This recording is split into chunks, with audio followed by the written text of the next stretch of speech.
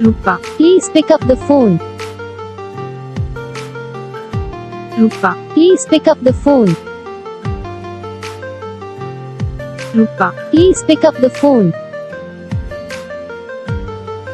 Rupa, please pick up the phone. Rupa, please pick up the phone. Rupa, please pick up the phone.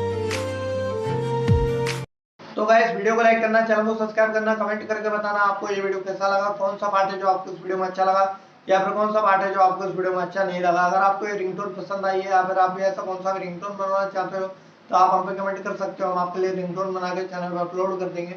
आप वहां से इसे easily download भी कर सकते हो। डाउनलोड करने के बाद चैनल को सब्सक्राइब कर लेना, सब्सक्राइब करने के बाद जो बेल आइकन आता है इसे भी ऑल पर सेलेक्ट कर लेना। देखिए इसका तो फायदा रहता है कि जब भी हम वीडियो डालते हैं तब आप नोटिफिकेशन पहुंच जाता है, यानी कि अगर हम सरल भाषा में बताएं तो आपको पता चल जाता है कि हाँ भाई वीडियो आ चुका है।